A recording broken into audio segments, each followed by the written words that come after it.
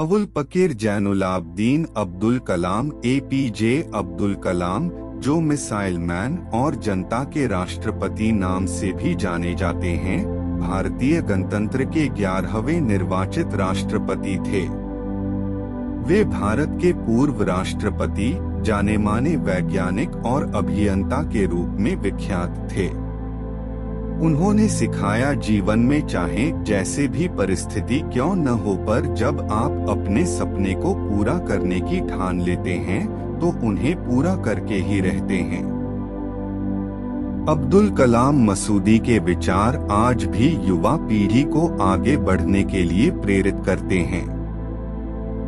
इन्होंने मुख्य रूप से एक वैज्ञानिक और विज्ञान के व्यवस्थापक के रूप में 4 दशकों तक रक्षा अनुसंधान एवं विकास संगठन DRDO और भारतीय अंतरिक्ष अनुसंधान संगठन ISRO संभाला व भारत के नागरिक अंतरिक्ष कार्यक्रम और सैन्य मिसाइल के विकास के प्रयासों में भी शामिल रहे। इन्हें बैलिस्टिक मिसाइल और प्रक्षेपण यान प्रौद्योगिकी के विकास के कार्यों के लिए भारत में मिसाइल मैन के रूप में जाना जाता है।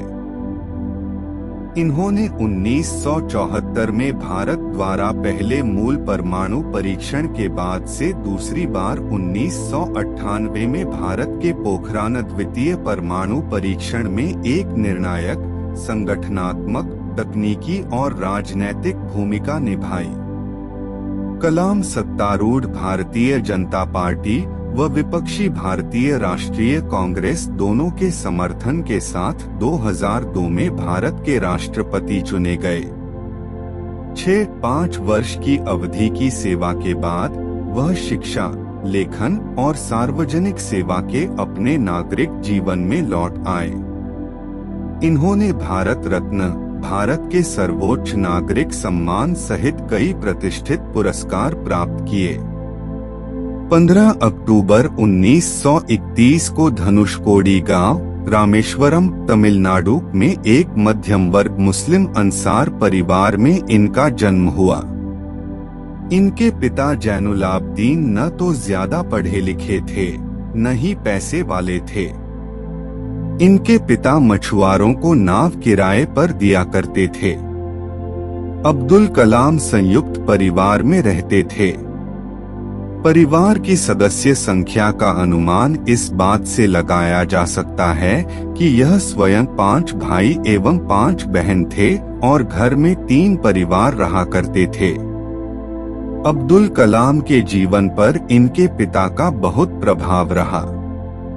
वे भले ही पढ़े लिखे नहीं थे, लेकिन उनकी लगन और उनके दिए संस्कार अब्दुल कलाम के बहुत काम आए। 5 वर्ष की अवस्था में रामेश्वरम की पंचायत के प्राथमिक विद्यालय में उनका दीक्षा संस्कार हुआ था। उनके शिक्षक यादुराई सोलोमन ने उनसे कहा था कि जीवन में सफलता तथा अनुकूल परिणाम प्राप्त करने के लिए तीव्र इच्छा, आस्था, अपेक्षा, इन 3 शक्तियों को भली भांति समझ लेना और उन पर प्रभुत्व स्थापित करना चाहिए।